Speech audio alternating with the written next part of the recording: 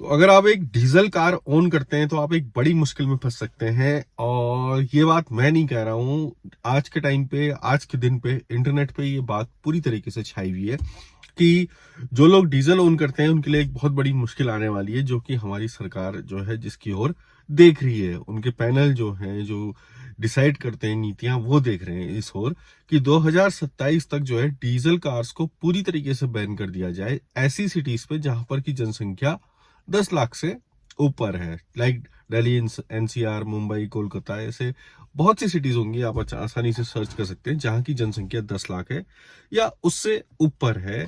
तो सबसे पहले मैं आपको बताऊं, जो तेल मंत्रालय है उसके पैनल ने जो है अपनी एक रिपोर्ट में कहा है कि 10 लाख से अधिक जनसंख्या वाली जितने भी शहर हैं वहां पर 2027 तक हमें डीजल कार को बैन कर देना चाहिए। ठीक है।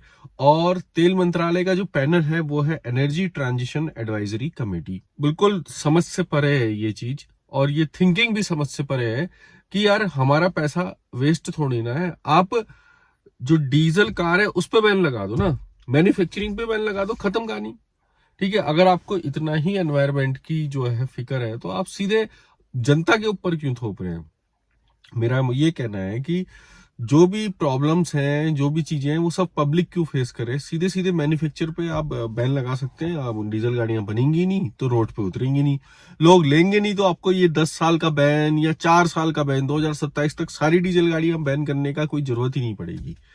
ठीक है। तो आप सीधा इसका सीधा सीधा सॉल्यूशन ये है कि आप डीजल गाड़ियों की मैन्युफैक्चरिंग को बंद कीजिए, ना कि पब्लिक पे इसका बोझ डालिए। ठीक है। अब देखिए, मैं एक आम आदमी हूं, मैं पब्लिक हूं। अगर मैं डीजल गाड़ी जो मैंने ले रखी है, मैं ये जिस गाड़ी पे मैं बैठा हूँ, ये डीजल XUV 300 है। ठीक है। 2022 का दिसंबर का ये मॉडल है। तो अगर इस गाड़ी को 2027 में बैन होना पड़ता है इन सिटीज पे, तो ये मेरे लिए किस काम की। मेरे पैसे डूब गए, सीधी सी बात है। 10-12 लाख रुपए जो है वो सीधे सीधे खत्म हो जाएंगे। तो इस चीज को जो है गवर्नमेंट ने सोचना चाहिए, और ये अभी इम्प्लीमेंट करेगी गवर्नमेंट या नहीं करेगी वो अलग बात है। ठीक है। गवर्नमेंट इस चीज को इम्प्लीमेंट करेगी तो इतना ज्यादा असर होगा, लेकिन मैं उनसे कहूंगा जो नीतियां बना रहे हैं, जो कमेटी वाले हैं, कि भाई साहब आप कैसे सोच रहे हैं। एक आम आदमी के बारे में भी तो सोचिए, जो अपनी मेहनत की कमाई से गाड़ी ले रहा है, उसको इस तरीके के बैन्स का सामना करना पड़ा है। अगर कोई कम चलाता है, किसी की गाड़ी अच्छी कंडीशन में है, किसी को 10 साल के बाद नहीं चलानी है, किसी को आप कह रहे हैं 2027 के बाद नहीं चलानी है, तो ये चीजें हमारे लिए काफी ज्यादा कंफ्यूजिंग हो जाती हैं। दूसरी चीज जो है, उन्होंने सिफारिश की है कि ग्रुप ऑफ मिनिस्टर्स जो हैं वो एक पैनल बनाए और इस चीज को इम्प्लीमेंट करें। लाइक जो पेट्रोलियम या कोल मंत्री हैं उनके जो है पैनल बने और वो जो है ऐसा डिसाइड करें। ठीक है। ये भी बोला गया है कि जो है माहौल जो है, मार्केट का जो माहौल है वो ईवी के पक्ष में है। ये सेंटेंस भी मेरे समझ में नहीं आया कि जो माहौल है वो ईवी के पक्ष में कहां से है। ईवी ले कौन रहा है, बिक कहां रही है ईवी। ठीक है। गिने चुने लोग ईवी ले रहे हैं आज के टाइम पे। अगर आप मार्केट शेयर देख लीजिए, परसेंटेज देख लीजिए, ईवी का है ही कितना। डीजल गाड़ियों के बराबर तो अभी भी नहीं है। डीजल गाड़ियों का जो मार्केट शेयर रहा था 2022 में, वो 19% रहा था। और ईवी में लिमिटेशंस बहुत ज्यादा है। जो माहौल की बात अगर कहीं भी जा रही है, अगर हर कोई ईवी चलाएगा तो उसको चार्ज कहाँ करेंगे लोग। हर किसी के घर में ये सुविधा नहीं है कि अपने घर पे चार्ज कर सके। ठीक है।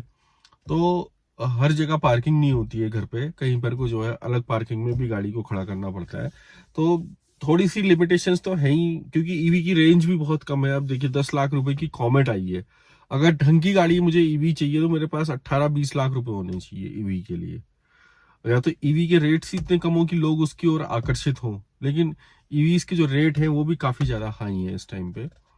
जैसा कि हमने पिछले वीडियो में बनाया था कि 10 लाख की कॉमेट कौन लेगा, एक ऑटो रिक्शा जैसी ईवी। तो ये चीज भी उस बिंदु में बोली गई थी कि माहौल जो है वो ईवी के पक्ष में है। ठीक है। और उनने ये भी बोला है कि पैनल ने कि डीजल कार्स को जल्द से जल्द खत्म ही कर देना चाहिए। इनमें कोई बैन वैन नहीं, इनको खत्म करो बस, जल्द से जल्द जो है इसको खत्म कर दो। और दूसरी चीज जो इन्होंने बताई है कि 2024 से जो भी सिटी डिलीवरी व्हीकल्स होंगे उनको ईवी में ही रजिस्ट्रेशन मिलेगा। सिटी डिलीवरी जितने भी व्हीकल हैं उनको ईवी में जो है रजिस्ट्रेशन मिलेगा, ताकि आने वाले समय में उनका जो शेयर है वो भी काफी ज्यादा बढ़ जाए। ईवी जो है अपने जो है, मतलब कुल मिला के ये है कि भैया ईवी को जोड़ देना है, ईवी पे जोर देना है। बट ईवी पे अगर जोर देना ही है तो आप डीजल कार्स की मैन्युफैक्चरिंग को बंद कीजिए। देखिए, मैं सीधा सीधा बात बोलूंगा कि डीजल कार बननी ही नहीं चाहिए, खत्म कहानी। आप एक छोटा सा एग्जांपल देखिए कि स्कॉर्पियो एन का टॉप मॉडल जो है 25-27 लाख का आता है, ऐसी 27-28 लाख का, ठीक है। 700, टाटा हैरियर और ऐसी जीप कंपास, ऐसी जितनी भी गाड़ियां हैं, ये सब जो हैं 25 लाख से ऊपर की टॉप मॉडल वाली गाड़ियां हैं, ठीक है। इसमें अगर एक व्यक्ति 25 लाख रुपए का लोन लेके, 20 लाख रुपए का लोन लेके अपनी गाड़ी खरीद रहा है, तो वो एक तरीके से तो इतना जितना आपने टैक्स लगा रखा है, जीएसटी जितना लगता है गाड़ी में, रोड टैक्स वो देता है, सारे टैक्सेस वो पेड कर रहा है, ठीक है। उसके बाद वो बैंक की ईएमआई में इंटरेस्ट भी पेड कर रहा है।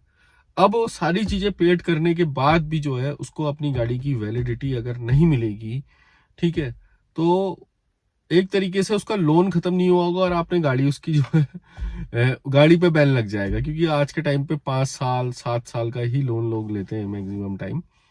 तो लोन भी खत्म नहीं हुआ होगा अच्छे से और वहां पर को बैन लग चुका होगा, क्योंकि 2023 चल रहा है, 4 साल बाद जो है 27 आपका आ जाएगा। 5 साल का भी लिया तो 1 साल का लोन बचेगा, लेकिन गाड़ी की वैलिडिटी जो है समाप्त हो जाएगी।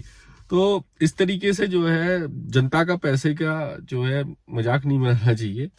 मैं कोई पॉलिटिकल आदमी नहीं हूँ, मतलब मुझे इन चीजों से कोई मतलब नहीं है, बट ये है कि हाँ, जो भी पैनल जो बनते हैं या सरकार को जो भी सलाह देते हैं, जैसा कि ये पैनल, जैसा कि न्यूज़ पे ये सारी चीजें हैं आज, एनर्जी ट्रांजिशन एडवाइजरी कमेटी जो है, वो इस तरीके की सिफारिश करने से पहले उस आदमी के बारे में भी जरूर सोचे जिसने मेहनत की कमाई से लोन लेके अपना जो है एक डीजल गाड़ी खरीदी है। तो उसको वैलिडिटी पूरी मिलनी चाहिए, उसके बाद बनने वाली गाड़ियों को आप बैन कर दीजिए, ठीक है। या साफ साफ बोल दीजिए कि देश के हर कोने में जो है ये डीजल गाड़ी नहीं चलेगी, ठीक। तो कंफ्यूजन ही खत्म हो जाएगा, लोगों का कंफ्यूजन ही खत्म हो जाएगा। और यही हमें चाहिए भी, हर किसी को ये चाहिए कि तस्वीर साफ साफ होनी चाहिए। ऐसा ना हो कि भैया आपने गाड़ी ली, उसके बाद जो है आपकी एडवाइजरी आ रही है, उसके बाद आप जो है नए रूल ला रहे हैं कि अब डीजल गाड़ी नहीं चलेगी। ये जो है एक आम जनता के लिए तो थोड़ी सी दिक्कत वाली बात हो जाएगी, खास करके हम भी उसमें शामिल हैं, डीजल गाड़ी हमारे पास भी है। तो आप इस बारे में क्या सोचते हैं, कमेंट करके मुझे जरूर बताइए नीचे, और चैनल को लाइक सब्सक्राइब शेयर जरूर कीजिए। मिलता हूं आपसे अगले वीडियो में, तब तक के लिए stay safe, keep blessed, bye bye.